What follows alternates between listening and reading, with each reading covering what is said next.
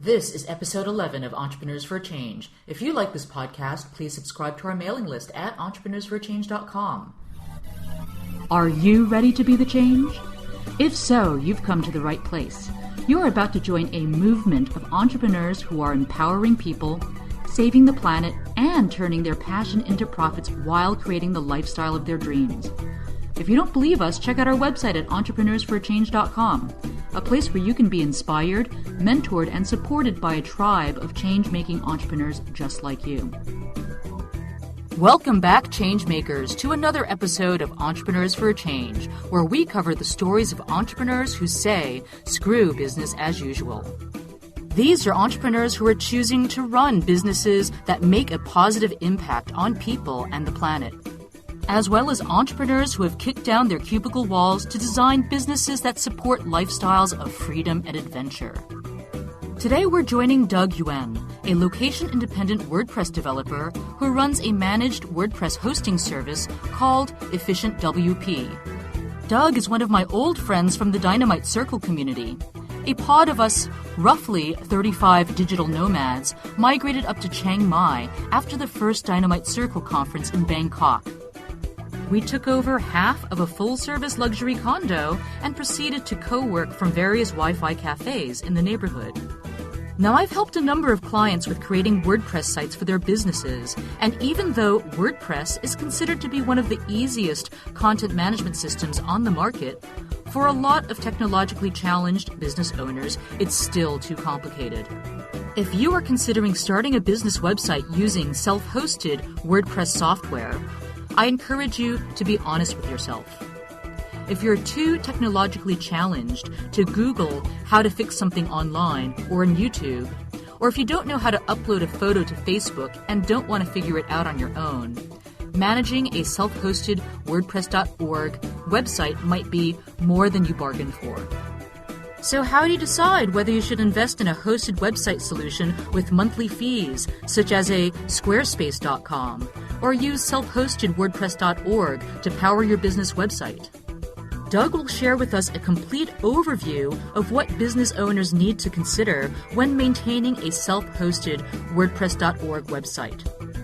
He'll discuss the 3 main areas you need to be concerned about when managing a self-hosted WordPress website, why having a WordPress-friendly web host matters, and how to evaluate which web hosting service is best for your business, the benefits of managed WordPress hosting, and the risks of not maintaining regular WordPress updates, the magic bullet service that will save you time, money, risk, and frustration if you need fixes, tweaks, and updates to your self-hosted WordPress site, our top recommended WordPress plugins for small business owners, and much, much more.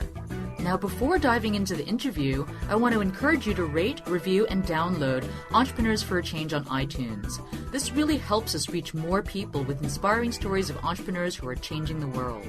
Also, if these stories inspire you to start a world-changing business of your own, head over to our website at entrepreneursforachange.com and download the Business Changemakers Toolkit to get a jumpstart today. Now on to the show.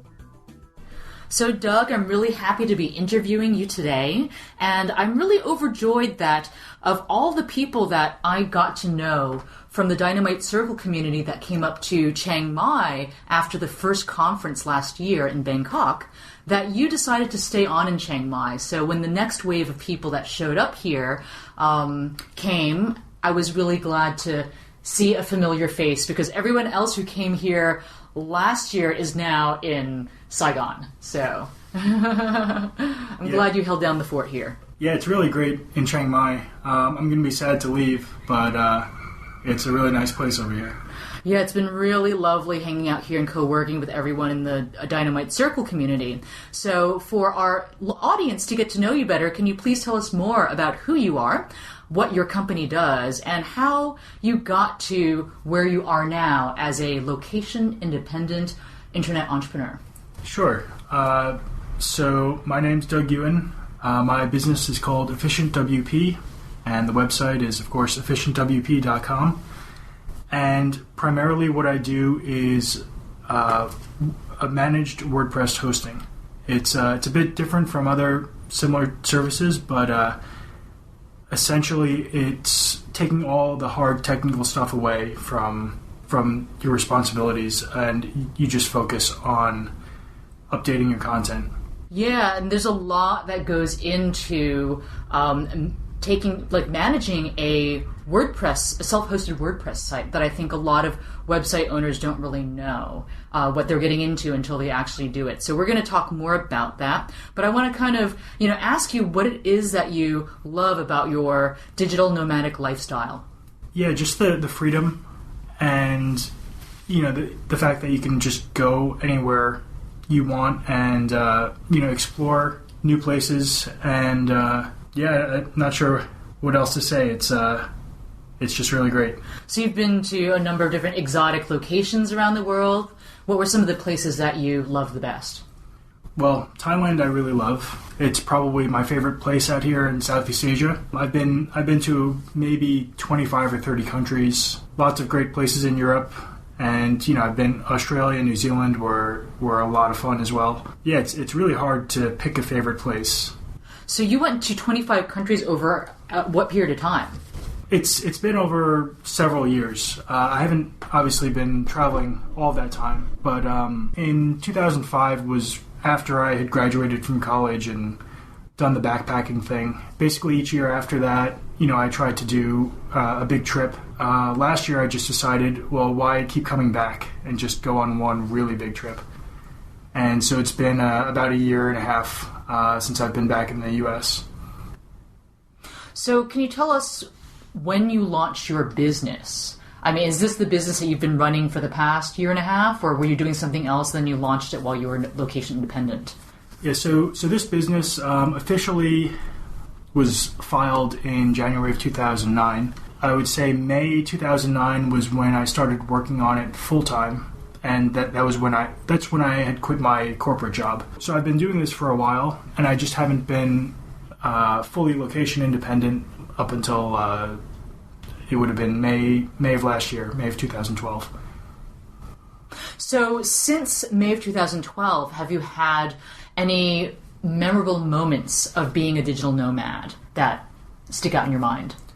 A lot of the things just in Chiang Mai, because that's where I've spent most of my time. So there's this amazing lantern festival, which a whole bunch of us went to last year, and I think that was just, a really magical experience. I think a lot of us didn't know quite what to expect, and there was a big group of us, and it was just, we all just got to experience it all together, and it was great just being, in a foreign country with a whole bunch of new friends. And yeah, I remember seeing all those lanterns go off into the sky. It was so breathtakingly beautiful because they have this fantastic warm orange red glow, and they're basically paper lanterns that are that fill up with hot air from a burning wick in the center of it, and so they just kind of rise straight up into the air and float away, and then eventually I think they just burn up. Yeah, they burn up, and once in a while you see where they end up. I know. It seems like just releasing a lot of garbage into the atmosphere. Yeah. On the other hand, even though it's a beautiful spectacle to see. What is the name of that festival called? Do you remember? There's kind of two names for it. The general, overall, the festival is called Loi Krathong. Mm-hmm. And the one, there's also kind of the lantern releasing, the timed lantern release is part of Yi Ping. Mm-hmm. Okay, yeah. Yeah, I missed that this year, but going to it last year was fantastic. So can you tell me more about your business, Efficient WP? How exactly do you make money online? Is it mostly through client work, or do you have something that's more of a residual or passive income business model? So right now about 80 to 90% is from doing client work, and then the rest is residual recurring revenue from the hosting. And I'd much rather it be 100% residual. Yeah, don't we all? So that's that number. The ratio is slowly shifting. But when you start with a consulting model, it's much easier to get money faster. Because of just the nature of the work.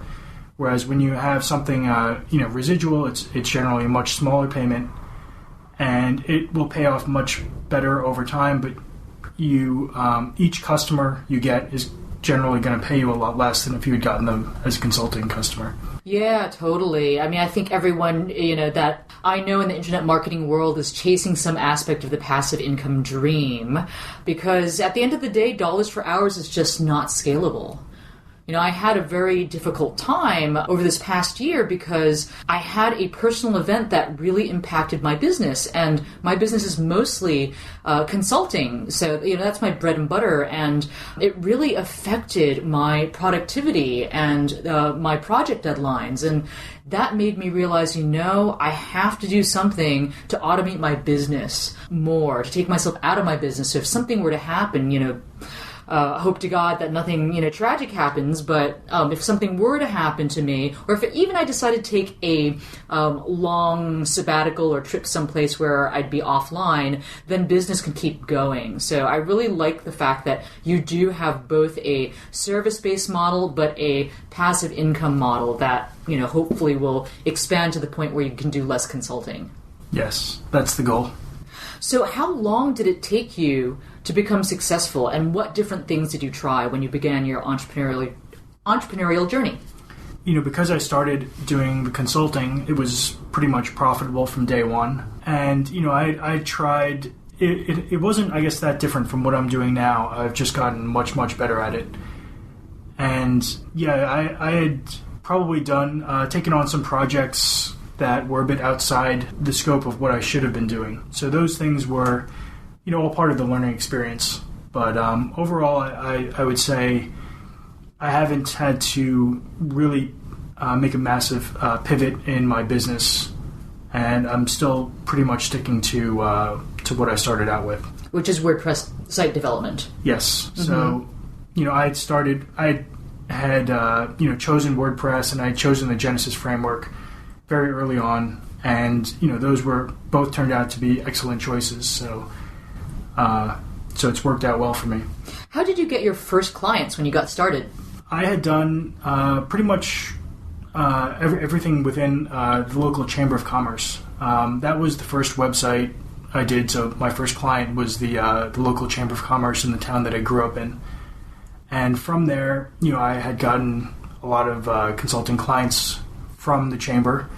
Naturally, having done the website got me a fair bit of attention. Even though it was a small town, it was just it was pretty easy to just kind of get new clients right from the beginning. So in a way, I was pretty lucky there.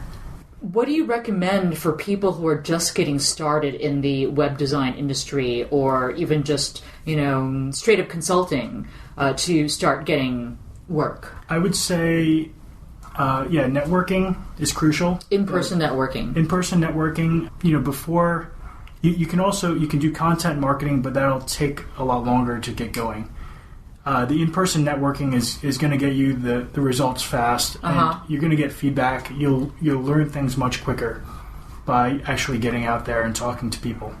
What about online networking? Have you ever found that to be successful for you in generating business and finding new clients? Yes, through groups like the Dynamite Circle, I've gotten a lot of business from there.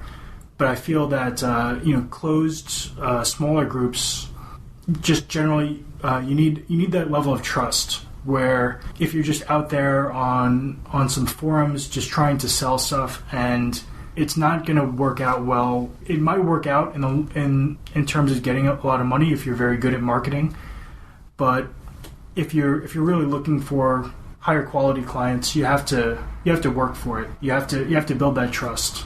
So you find that participating in online forums and sharing your knowledge is actually a really powerful client attraction strategy.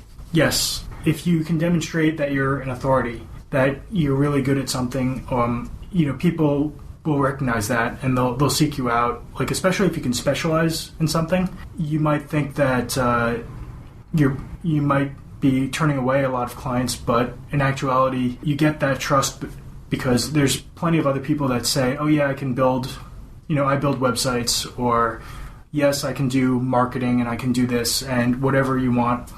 And I feel that you just kind of put yourself in the same space as all the people on, Odesk and Elance, and there's a lot of other people that don't you don't stand out. And what you want to do is to be unique, and you'll get more results out of that. How do you stand out? What I specialize in is the Genesis framework, and I have a few other things that like WordPress multi-site. But what's worked well for me is just delivering for my customers and trying to go above and beyond, and also to be generous and provide value to people who may not even be customers, who may never even be customers, but they'll recognize you and they'll send you referrals. And for me, at this stage in my business, all of my clients come from referrals. Once you get to a certain point, you don't need, I feel, at least for consulting, you almost don't need to go market yourself, because the quality of referrals is so much higher that once you get enough of them, it just kind of perpetuates. So do you feel like you have a steady stream of leads or referrals that generate enough consistent monthly revenue for you? Yes. Right now, I don't have to actively go out and seek new clients. Obviously it's not on a highly consistent basis, but I get enough referrals that I don't feel I don't have to worry about it. Unfortunately, it's still all in the consulting work, which is something that I want to do less of. And in a way, it's ironic that I've been getting a lot of these referrals for work that I don't really want to do, but I shouldn't be complaining. Yeah, it's kind of nice to... Well, I mean, I think there's different stages. It's like getting a pipeline of steady referrals, and then, stage 2 might be selecting the clients you want to work with or the projects you want to work on. That's a great place to be. Do you ever get clients off of social media? Like, I know a number of people that recommend doing specific keyword searches, like one keyword search would be WordPress with a question mark. And I've heard that it could be a powerful strategy to find new business off of Twitter. Have you ever tried that before? I haven't. I don't use social media that much, and I probably should. But I can't say that I have, but it's definitely something to look into in the future. Cool. So I'm curious to know what the benefits of using self-hosted WordPress.org are. Because, I mean, there's, so many different types of content management systems and platforms. Some are hosted, some are self-hosted. And so a big question that comes up is, what's the difference between WordPress.org and WordPress.com? So let's start with the benefits of using self-hosted WordPress. Okay. The main benefits are flexibility, because it's open source software, and you can kind of put in your own code. You can use different themes and different plugins. You can do a lot of customizations, and in a way, it's almost unlimited as to what you can do with the WordPress.org software. But of course, you have to know what you're doing. Yeah, I remember when WordPress.com was just basically offered 12 themes, right? And their whole theme marketplace has exploded to include, many beautiful free themes that go through some kind of vetting process with Automatic as well. Like I think they check for viruses, right? Yes. Or malware. Yeah, so like you're getting a free theme from the WordPress.com hosted platform. For there's a certain level of trust. And then they also include paid themes too, which is really cool, because then you can get way more of a selection. So it almost seems like WordPress.com offers as much as WordPress.org does. So why would one choose the WordPress.org over hosted WordPress.com? Well, with hosted WordPress.com, you have a lot of choices with themes, but there are many premium themes, such as the Genesis framework, which is the one that I prefer, that are not available on WordPress.com. And just as important, or maybe even more important, is the fact that you don't have the plugins on WordPress.com. There's a couple things you can do with social sharing and getting some statistics, but WordPress.org gives you lots and lots of features. So wait. So WordPress.com doesn't have any plugins? Or does it only have a curated small selection of plugins? I think they are plugins, but they don't word them as plugins. It's kind of just like built-in features. So for social sharing, for example, you have pretty much one option, and it's not very customizable on WordPress.com. Whereas on WordPress.org, you could choose from many different plugins, and you can customize them in a lot of different ways. And that's just, it's one example. There's other things on WordPress.org that you can't even do anything remotely similar on WordPress.com. If you wanted to put ads on WordPress.com, could you? I believe you can. You would have to, first you would probably want to pay the fee to take ads off of your site, to take their ads off your site. So they have ads that they serve all over your website? Yes, by default, if you don't pay for the upgrade, I believe they have ads that they advertise WordPress.com on your site. That's interesting. There's a great video that I saw I can't remember what blog put it out, but it was a video with a side-by-side comparison between WordPress.org and WordPress.com. So I'm going to rummage around my bookmarks and see if I can find it and post it in the show notes. Yes, so we'll include all links to mentions of any tools and resources in the show notes of this episode. So WordPress.org is the #1 open source blogging tool and CMS program. For small businesses, it's a huge improvement over the hand-coded HTML sites of the old days yonder, where every freaking changes even as simple as making a copy update or adding an image, involved you calling the web developer and being charged for their time. But I think one of the challenges with the self-hosted WordPress.org is that, while it's free and relatively easy to use because it has this, what you see is what you get, or WYSIWYG editor, there actually is a lot more work that comes with properly maintaining a WordPress website. And in fact, I've discovered with some of my clients that the act of maintaining a WordPress website can be really complicated and highly technical for business owners that have no technical skills whatsoever. People that really need you to walk them through the process of how to upload an image, for example. So there's all kinds of things like plugin incompatibility, malware, WordPress core updates, backing up your database. I mean, the list goes on in terms of the things that you have to think about if you are a WordPress webmaster. So in such a case, then paying a monthly fee for a hosted solution might be a better solution for small business owners who are technologically challenged. So I'm curious, Doug, can you provide an overview as to what goes into maintaining and updating a WordPress website that the owner needs to be aware of so that they can decide whether or not they want to go down the route of hosting WordPress.org on their servers?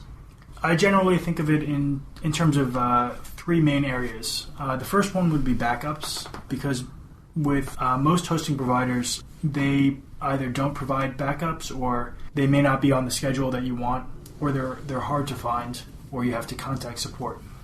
So it's essential that if anything goes wrong with your site, that you have not only that you have a backup, but that you know that it's a working backup, and that you know how to restore from it. It's not just a matter of copying and pasting files from one place to another. There's a little bit of a process that goes into it. The second thing would be upgrades, and it's a bit of a catch-22. If you don't upgrade your site, it won't break from anything related to the upgrade because you're not doing it, but you increase the risk that you're going to get hacked. And if you do upgrade your site, every time you do it, there's a risk that the plugin or the theme is incompatible with the current version of WordPress or with one of the other themes or plugins, and your site could go down, or there could be an error message, or a number of different things, and then you'd have to go in and fix it. And then, of course, the third thing would be security. If you don't secure your site, there's a fair chance of getting hacked.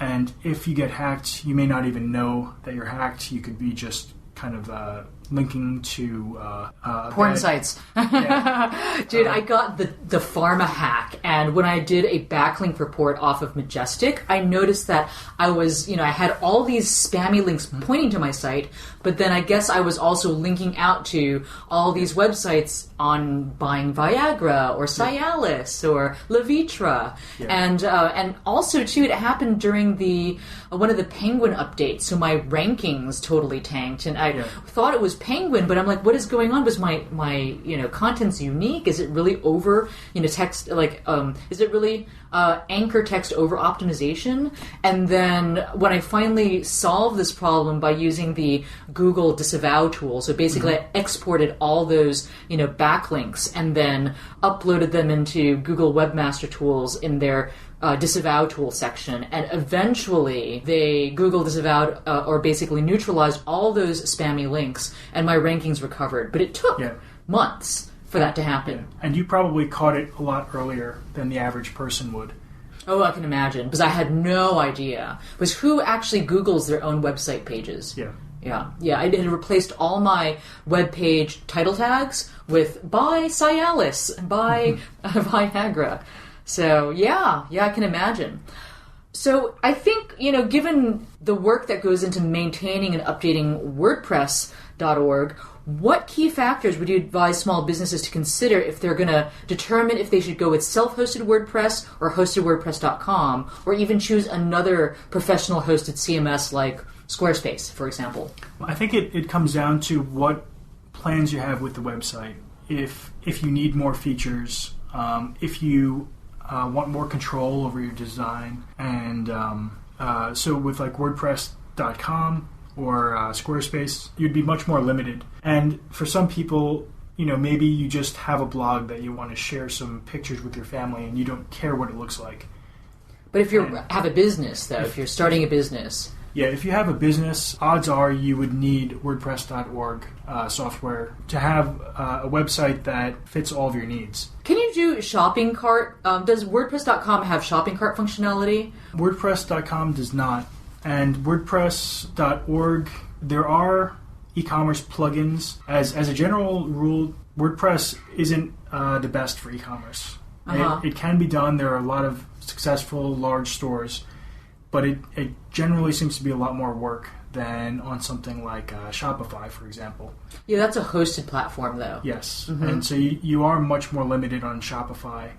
But, WordPress, it has so many advantages, but it can't be the best at absolutely everything. And e-commerce is probably the number one complaint that people would have about WordPress, that they just haven't solved that issue without putting in a lot of work into it. But I do think that WordPress e-commerce is better than Zencart.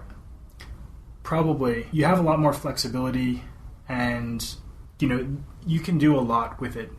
The main thing with Shopify is that you can just kind of get up and running right away, and it may not work as well as a long-term solution. But a lot of people do get frustrated, setting up a site in WordPress that, maybe it takes them longer than they think. It is much better in the long run to have something where you can customize, on WordPress.org. But unfortunately, a lot of people they just want it done yesterday. Yeah, totally. When you are choosing a hosting company, what do you recommend for self-hosted WordPress? Because I know that there's server configurations you need to take into account, like some servers are actually optimized for self-hosted WordPress and others aren't. What kind of hosting do you recommend for self-hosted WordPress? Rackspace, HostGator, Bluehost, Synthesis, WP Engine, Pagely, Efficient WP? How do you evaluate what the best web host is for your website? Well, of course I'm going to recommend Efficient WP, but I'll just give a quick overview of the different types of hosting. So generally, HostGator, Bluehost, GoDaddy, they all fall under the cheap shared hosting category. And so you're typically paying less than $100 a year, but you have to maintain pretty much all aspects of your site, and you're likely going to be on a slow server.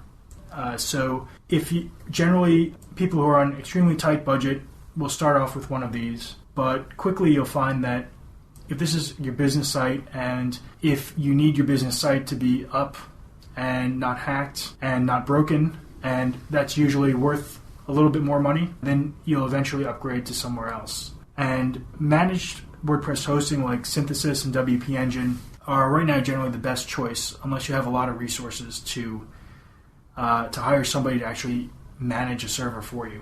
What these services do is they handle security and optimization at the server level, And what this means is they can basically do a lot more in securing your site without you having to set up security protocols and security plugins.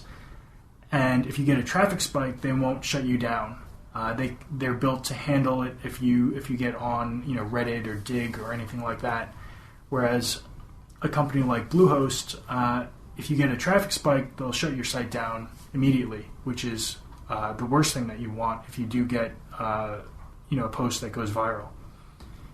And so what my service, Efficient WP, does is a bit different from that. It is similar to Synthesis and WP Engine in that you're secured at the server level, and you can the infrastructure can handle these traffic spikes.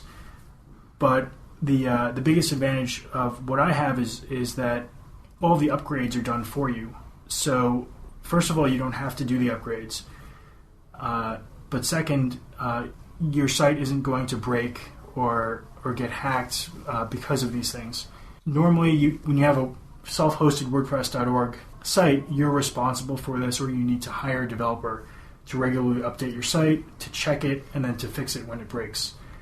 And that's such a hassle. I go through that a lot, and just the process of speccing out the job, and then hiring someone who's not a goofball, and and then managing the project and then getting them paid out is really time consuming. Yeah, it's a lot more trouble than most people would think from the beginning. Yeah, for sure.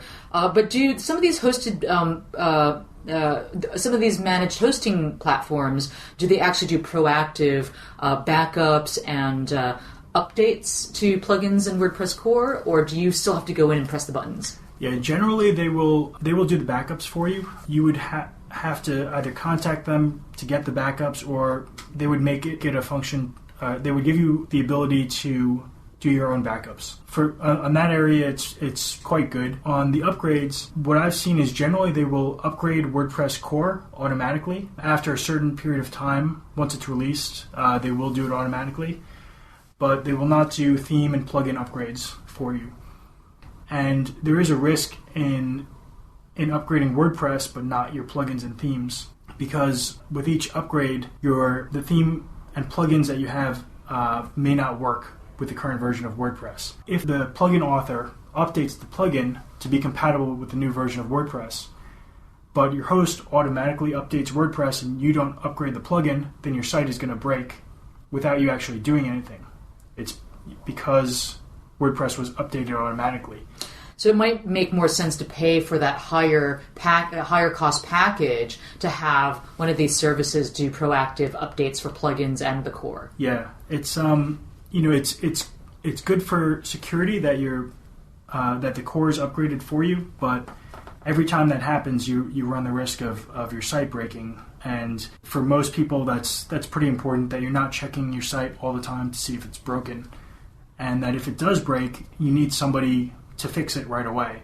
Or in the best case scenario is you get somebody to test the upgrade that's not even on your live site to see if it'll break, and if it does break, to have a fix ready so that none of your visitors will actually see a broken site.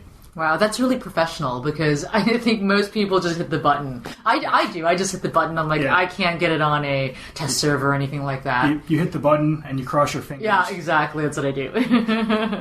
So what are some of the factors that a WordPress website owner should consider when deciding whether or not to purchase managed WordPress hosting? Well, the first factor I think most people consider is the price. But for a business, you really shouldn't just go with the cheapest option, because that will cost you in the long run.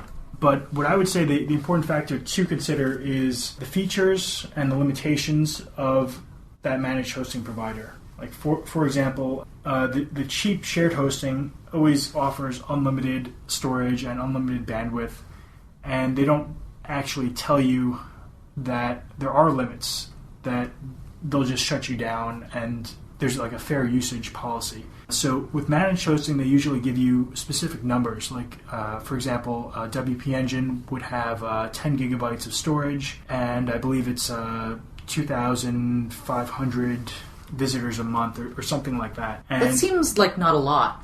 Yeah, you do with managed hosting. If you do have a high traffic site or a very large site, it does get very expensive quickly. Yeah, I get 100 gigs of storage from SEOhosting.com. And I can't recall. Yeah, they don't really do visitors. It's like bandwidth and hard drive storage. So let's see. I think one of the challenges with having a self-hosted WordPress site is that many website owners simply can't keep up with all the updates and backups, or let alone deal with hiring a web developer every time a plugin breaks, like we talked about. It's really time consuming. You have to post the job and hire someone and manage them. So are there any essential services that you might recommend for busy small business owners to subscribe to, or purchase, or just at least keep on their radar in case some of these routine fixes need to be dealt with? Yeah, so I would recommend WP Curve. I just signed up for WP Curve. Yes. Mm-hmm. So we both know one of the co-founders, and that's part of Dan Norris, Dan right? Norris, Mm-hmm. Who so he this business has been extremely successful very quickly, and he's pretty open and straightforward about his numbers and a lot about how he's gotten this so successful. And to me, that plus the fact that I actually talk to him pretty much every week on a call that I'm on, that I know that it's a solid service, and I know how much money and how much pain it can add up to if you have to find a developer when something breaks. And even if you have a developer on call, how much money is that person really going to charge you? How much work is involved when you're paying them per hour? And if your site breaks at midnight, how long until they fix it? Yeah, and also, do you trust them? Do you trust that they're actually doing the work that they're doing and not, turning your website into a link farm? Yeah, exactly. So, when you can go with a company that has the whole process, they know it inside and out. It's what I think is a very reasonable rate that basically they fix everything for, a flat rate. And, I think they have unlimited 30-minute fixes for their monthly subscription program, which is fantastic. Yeah. Because I think most people, when they want something fixed or changed, it's usually like, oh, can you change the font size? Or, upload a new image or logo. It's never really like a major, layout overhaul, for example. Yeah. So it's perfect for these small business owners that just have a lot of small little tweaks that they want to do, and they don't want to go through all that trouble just to find someone that'll do those tweaks. Yeah, I agree completely. What I love about WP Curve is that Dan is amazingly responsive. I mean, he, emails back fast, which is great, because I think one of the things about any type of service, whether it's a, web hosting service or, something else, or even banking, customer service is so important. I get so frustrated if I cannot reach customer service when I need them. Yeah, I wonder if he sleeps. Yeah, I don't understand how he can do everything that he does. I know. I think he's cloned himself. Dan, do you sleep? I'm going to ask him that. Okay, so what other services do you recommend? I use Sucuri. That's SUCURI. And they basically monitor my sites for hacks and viruses, and I think if something actually does go down with the site in terms of malware, then they will actually fix it. Yeah, it's good if you're hosting it yourself or you're not using managed hosting. A lot of times with managed hosting, security is built in, and because of that fact, that it's got to be a good service. So if it's too much trouble to switch to managed hosting, or you don't think you can afford it, but you need to keep your site secure, it's a very worthwhile investment. So do you know for a fact that if you sign up for managed hosting, you're not going to get a virus? Well, I'm sure they can never guarantee that, but there's a lot less that you would have to worry about in terms of security. I have never heard of anyone who's been on managed hosting that has gotten hacked. With my own sites, even before I moved to managed hosting, I was doing my own security precautions, and I haven't been hacked. So, nothing is 100%, but your odds are much, much better. Okay. Any other services that you find are essential for busy small business owners with WordPress? As far as services go, I'm not sure. I would say it would depend on your particular site and your needs, but you would probably want to have a developer on call, or at least know some that if something breaks, or if you need something urgent, that you have that option that you can get things done quickly. Have you heard of Tweaky? Yes. They're also kind of like WP Curve, right? Or are they different? Yeah, I believe they're more on the design side, but I think they do kind of everything. You know what's cool? They do opt-in, custom opt-in forms, which is really nice. So the Tweaky model is different from WP Curve in that it seems to be all based on one-off tasks. I think it's at $39 is the base price for most of these changes, whereas WP Curve is you pay a higher price, but it's unlimited changes. So, do you have any recommendations on essential WordPress plugins? So I'll go with a few that I think most sites would benefit from. So the first one would be a plugin called Back WP Up. And this is the one, it's actually a free plugin, but I found it to be very reliable for making backups. And you can set up automated backup jobs and send them to your Dropbox or Amazon S3 account.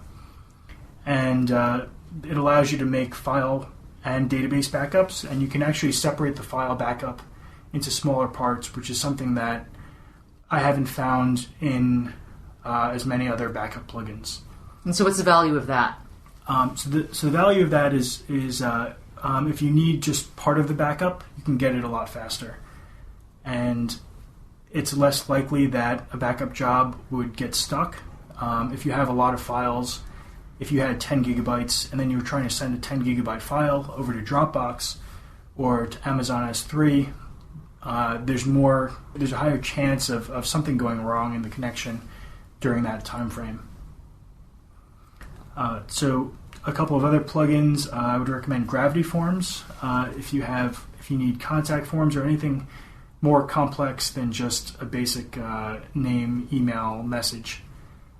And it's a premium plugin, but the amount of features and flexibility it has is quite amazing. I would also recommend W3 Total Cache to speed up your site. It's not for the faint of heart. It's quite complicated to set up correctly, but it basically can slash your site loading time by an incredible amount. And of course, WordPress SEO, which is the best SEO plugin. Yeah, that's created by Joost de Valk. You can check out Joost's website at YOAST, like toast, but Joost.com.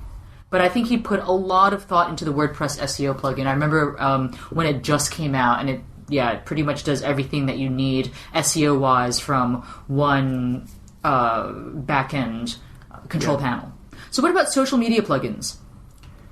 There's one plugin that I like in particular called Socialize, and the reason I like this is it's a lot more customizable than some of the other plugins.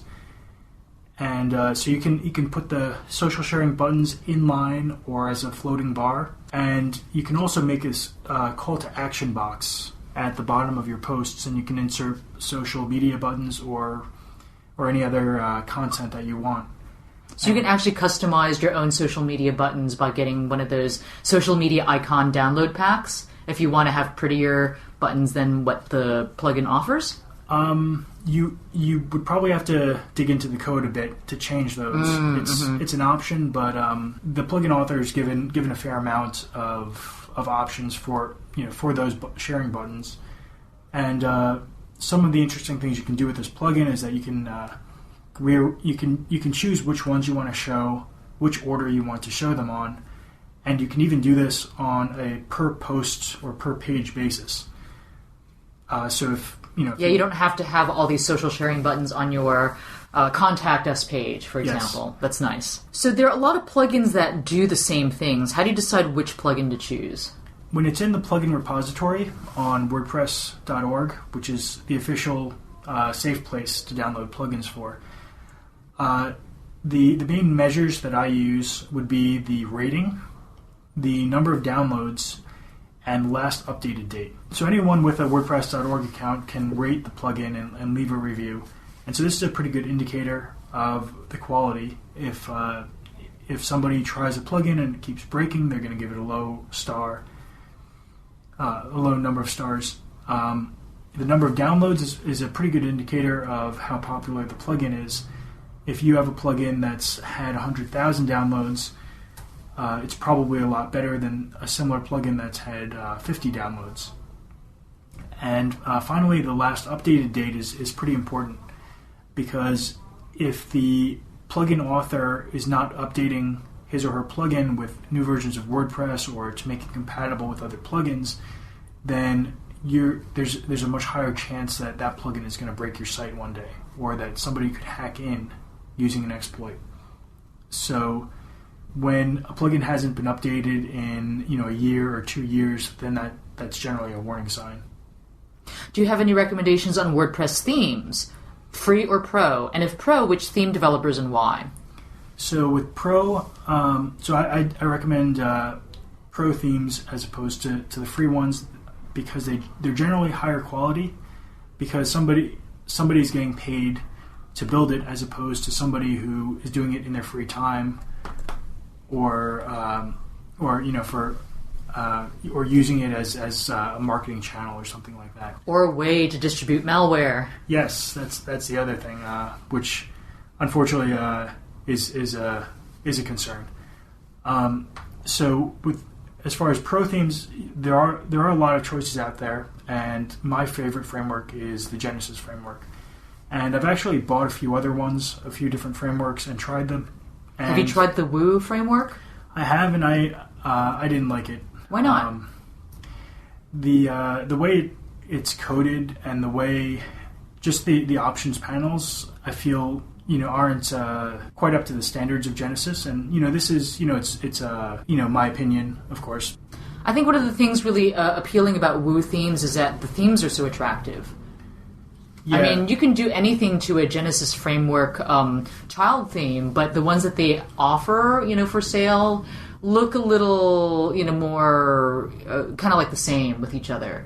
But you could ultimately customize it to be completely unique. Yeah, that's one of the problems with the Genesis framework, is that the base themes are not as impressive as what people have actually done with them later, and they've made some real improvements in design over the years, and I feel like they're catching up with some of the competitors in terms of aesthetics.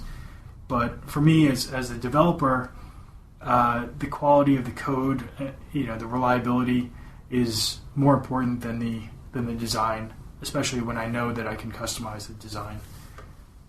So in your entrepreneurial journey, is there any mistake that you made along the way that cost you time, energy, and money that you would do differently if you had another chance? We'd love to learn from your mistakes so that we don't go down the same road.